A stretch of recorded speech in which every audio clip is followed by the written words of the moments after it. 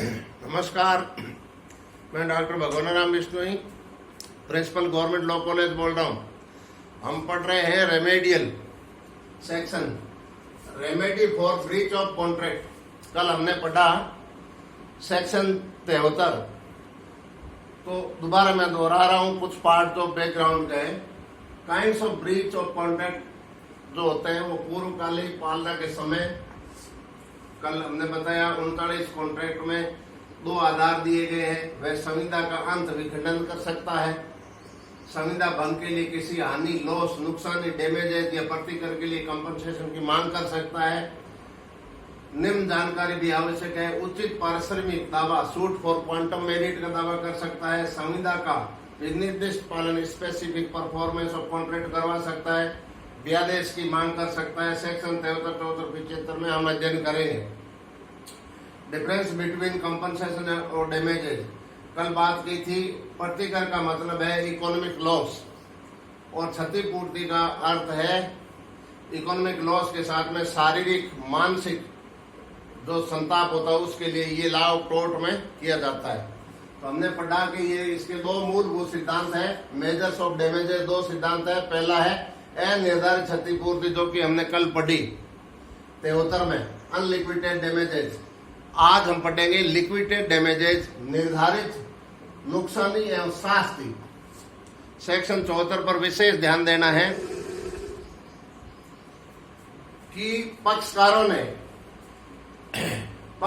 ने ए और बी ने जो 74 में क्या किया है, कॉन्ट्रैक्ट किया है। और कॉन्ट्रैक्ट करते समय ये तय कर लिया है कि कॉन्ट्रैक्ट को सही समय पर पूरा नहीं किया तो जो है इतना मतलब तुझे रुपए देना पड़ेगा। पहले ही अपनी नुकसानी तय कर ली है।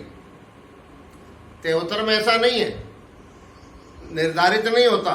ब्रीच ऑफ कॉन्ट्रैक्ट होने से पहले पक्षकार निर्धारित नहीं कर लेते, लेकिन इसमें निर्धारित कर लिया है कि भाई कॉन्ट्रैक्ट सही समय पर पूरा नहीं किया तो 1 लाख तुझे रुपए मुझे देने होंगे। पहले से ही तय कर लिया। तो क्या कोर्ट दिलवाएगी? 1 लाख तय कर लिया, मान लीजिए ब्रीच ऑफ कॉन्ट्रैक्ट हो गया तो दूसरा पक्षकार कहेगा साहब ब्रीच ऑफ कॉन्ट्रैक्ट हुआ है, परिनिर्धारित क्षतिपूर्ति जो है लिक्विडेटेड थी, हम दोनों ने सहमति से हस्ताक्षर किए, मेरे को दिलाओ। तो ध्यान रखने की बात है कि यदि वो उचित है, यदि रीजनेबल है तो दिलवा देगी कोर्ट। अनरीजनेबल भारतीय कोर्ट नहीं दिलवाती, क्योंकि इसमें परिनिर्धारित नुकसानी एवं शास्ति, लिक्विडेटेड डैमेजेस एंड पेनल्टी। यदि पेनल्टी में है 10,000 रुपए की किस्त बनाई, 10-10 हजार रुपए की किस्त फाइनेंस कंपनी से आपने गाड़ी ली, और यदि आपने एक किस्त भी चूक कर दी तो पीछे वाली सारी जो है जितनी भी आपने भरी है किस्तें उनको हम जब्त कर लेंगे। तो ये क्या है? ये पेनल्टी है, ये दंड है। इसलिए कोर्ट ऐसा नहीं, हाँ हो सकता है चूक हो सकती है, किसी से भी हो सकती है। चूक हो जाए तो ब्याज आपका मान लीजिए 9% था तो 1% लग जाएगा। बड्डी जो चूक की है उस पर 1% ब्याज आपका लग जाएगा तो कोर्ट दिलवा देगी। लेकिन ब्याज को आपने 24% बढ़ा दिया अचानक तो ये पेनल्टी है, ये दंड है। भले ही पक्षकारों ने निर्धारित किए हैं, हस्ताक्षर किए हैं, सब कुछ किया है पक्षकारों ने, लेकिन ब्रीच ऑफ कॉन्ट्रैक्ट होना मानव के स्वभाव में हो ही सकता है। तो ऐसी परिस्थिति में यदि दंड स्वरूप पेनल्टी इंपोज कर दी जाती है तो कोर्ट नहीं दिलवाती। भले ही परिनिर्धारित क्षतिपूर्ति पहले से पक्षकारों निर्धारित कर लिए, युक्त एक्चुअल लॉस, और यदि दंड की श्रेणी में नहीं आती है तो कोर्ट दिलवा देगी। ध्यान रखने की बात है, जहां की शास्ति का अनुबंध है वहां संविदा भंग के लिए प्रतिकर, compensation for breach of contract where penalty stipulated for. अगर पेनल्टी है, दस्तावेजों में दंड लग रहा है तो कोर्ट नहीं दिलाएगी, भले ही पक्षकारों ने तय कर लिया हो, उसे कोई फर्क नहीं पड़ेगा। पेनल्टी के रूप में है, दंड के रूप में तो नहीं दिलवाएगी। एक्सप्लेनेशन, चूक की तारीख से बढ़ा हुआ ब्याज दंड है। मान लीजिए एक साहूकार से ₹2 प्रति सैकड़े के हिसाब से एक व्यक्ति ने 1 लाख रुपए लिया और किस्त अदा करनी थी, किस्त अदा करने में चूक हो गई, तो ₹2 की जगह ₹10 सैकड़ा, ₹10, ₹100 पर ₹10 ब्याज लगेगा। तो चूक की तारीख से बढ़ा हुआ ब्याज दंड है, कोर्ट नहीं दिलवाएगी। भले पक्षकारों ने आपस में एग्रीमेंट करके निर्धारित किया, उससे कोई फर्क नहीं पड़ेगा। A situation for increased interest from of defaulter may be a stipulation by way of penalty। अगर दंड स्वरूप है चूक की तारीख से बढ़ा हुआ ब्याज, जैसे फाइनेंशियल कंपनी ने कहा चूक की तारीख पर जो है 1% बढ़ा देंगे, कोर्ट दिलवा देगी, 2% बढ़ा दिया दिलवा देगी, लेकिन कोर्ट ने 9% ब्याज पर आपने कोई धन उधार लिया, सीधा ही 24 या 36% कर दिया जाएगा चूक की तारीख पर। अगर आपने चूक की तो कोर्ट नहीं दिलवाएगी, क्योंकि बढ़ा हुआ ब्याज दंड है, पेनल्टी है, इसलिए कोर्ट नहीं दिलवाएगी। सेक्शन 74 कह रहा है। इसका अपवाद है। अपवाद क्या है? मान लीजिए जमानत में, कोर्ट में जमानत जब हम करते हैं तो जमानती मुचलका भरता है और खुद जो है एक्यूज्ड होता है वो खुद जमानतनामा भरता है, और जमानत मुचलका में जो राशि भरी जाती है कि भाई अगर आप निर्धारित समय पर कोर्ट में नहीं आए, चूक हो गई, तो जो राशि उसमें भरी गई है उस पूरी की पूरी राशि को जब्त कर सकती है कोर्ट, वो दंड स्वरूप नहीं है। ध्यान रखने की बात है। क्यों? कोर्ट में प्रोसेस को चलाए रखने के लिए न्याय हित में ये जरूरी है, नहीं तो कोई आएगा ही नहीं।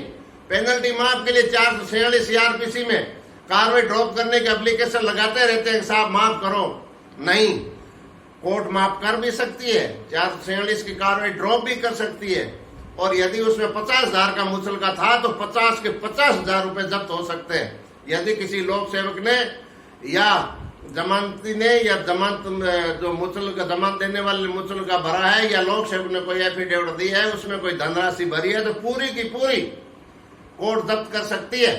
इसमें ये अपवाद है। सेक्शन 74 में नहीं जा सकते कि रीजनेबल हो, वो एक अलग बात है। कोर्ट 446 CRPC में कार्रवाई ड्रॉप कर दे, कम पेनल्टी लगा दे, नहीं तो पूरा भी जब्त कर सकते हैं। सेक्शन 74 नुकसानी के 2 अर्थों में हम पढ़ते हैं। सेक्शन 74 में नुकसानी को हम 2 अर्थों में पढ़ते हैं। पहले है अग्रिम धन, नहीं सॉरी प्रतिकर के अर्थ में डैमेजेज, और दूसरी है शास्ति के अर्थ में पेनल्टी। अगर डैमेजेज है, प्रतिकर है, रीजनेबल है, युक्ति युक्त है, तो कोर्ट दिलवाएगी, और पेनल्टी है तो कोर्ट नहीं दिलवाएगी। पेनल्टी है तो नहीं दिलवाएगी। डनलप टायर के और बहुत सारे केस आपकी किताब में दिए हुए, इस संदर्भ में एक केस लो, यहाँ अपडेट करना है। मान लीजिए ये जितनी भी कंपनी है, डनलप टायर कंपनी के केस को उदाहरण ले लेते हैं कि टायरों की कंपनी है। कंपनी निर्धारित कर देती है कि भाई हम आपको इतने प्रतिशत जो है इंसेंटिव देंगे, और रेट ये है कंपनी की, इस रेट से कम दर में आप नहीं बेचोगे। और एक तो बैठा था इस तरीके से कर रहा था, दूसरा वो कह रहा था कि सामने वाले ने जो है बहुत ज्यादा 200 रुपए या 500 रुपए कम कर दिए, और उसके बहुत ज्यादा बिकने शुरू हो गए। 500 रुपए अपने पर टायर मिलते हैं तो 300 उसने कम कर दी, ग्राहकों से कम ले रहा था, बेच रहा, शिकायत हुई तो पेनल्टी इम्पोज की कोर्ट ने क्या कंपनी ने, कि भाई ये जो है आपने प्रत्येक टायर जो 300 रुपए कम, 200 रुपए कम लिए, बाजार रेट से कम बेचे, प्रत्येक टायर पर 500 रुपए के हिसाब से पेनल्टी इम्पोज की। कोर्ट नहीं दिलवाएगी। 300 रुपए या 200 रुपए रीजनेबल होता तो कोर्ट दिलवा देती। तो यदि डैमेजेज हुआ है, क्षतिपूर्ति हुई है, अब प्रतिकर मिलेगा युक्ति युक्त होने पर। अगर वो पेनल्टी की श्रेणी में आता है तो नहीं मिलेगा। सेक्शन 74 में अग्रिम राशि और प्रतिकर को जब्त करना forfeiture of advance money and earnest deposit और सिक्योरिटी डिपॉजिट, ये एक नई बात है। अर्नेस्ट मनी क्या होती है? अग्रिम धन। अग्रिम धन क्या होता है? और प्रतिभूति निक्षेप क्या होता है?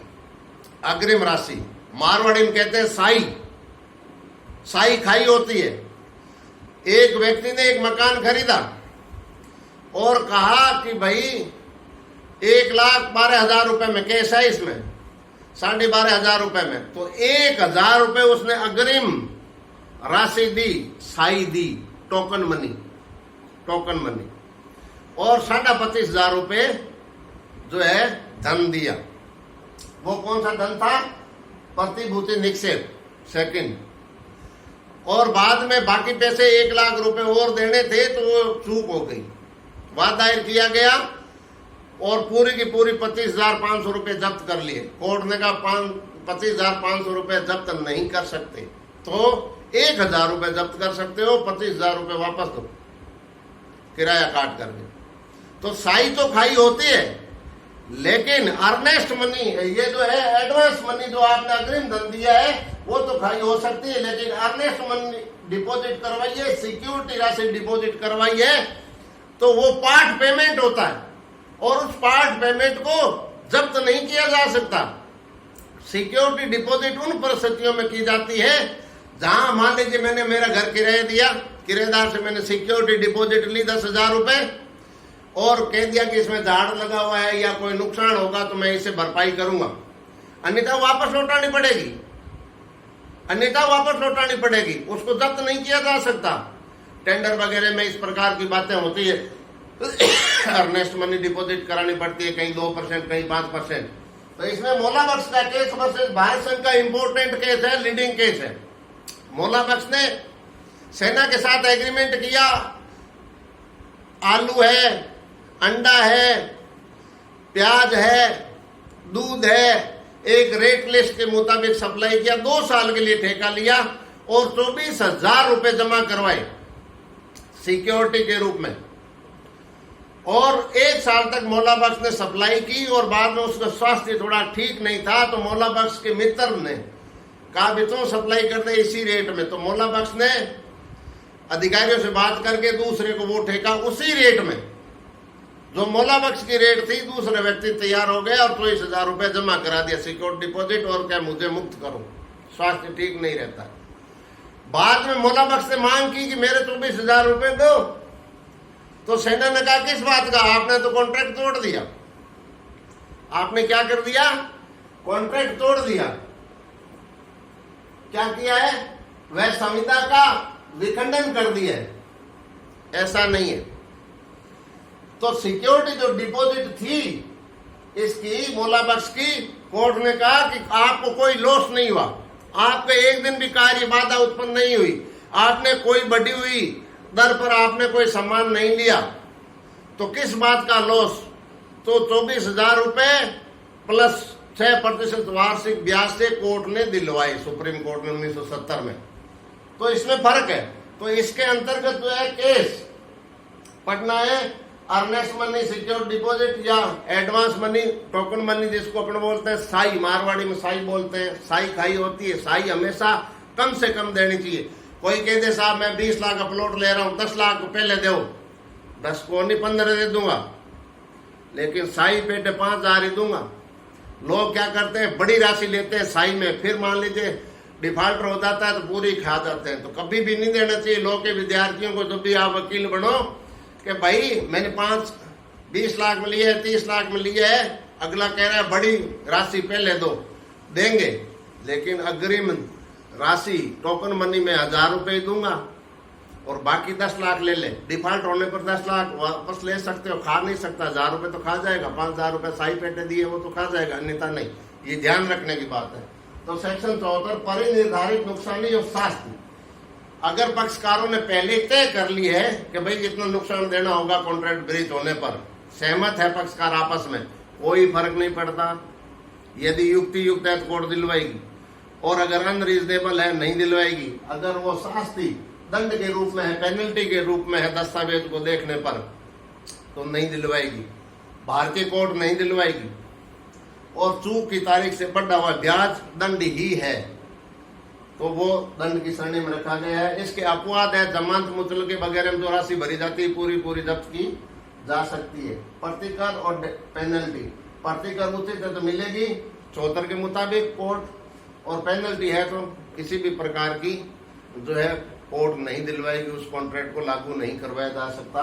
नहीं, अग्रिम राशि और प्रतिभूति को जब्त करना, अग्रिम धन को जब्त किया जा सकता है, लेकिन प्रतिभूति निक्षेप अर्नेस्ट मनी और सिक्योरिटी डिपॉजिट जो मनी है उसको जब्त नहीं किया जा सकता। इसको डिटेल में किताब लेकर के आज ही पढ़ लेना मेरे प्रिय छात्रों। और जो बचे हुए कॉन्ट्रैक्ट के हैं वो सारे करेंगे, कल 75 भी करेंगे। 75 में तो स्पेसिफिक रिलीफ एक्ट के तहत टीआई जारी होती है, कोई खास इंपोर्टेंट है नहीं, क्योंकि जहाँ मुआवजा मूल्य के रूप में नहीं होता है।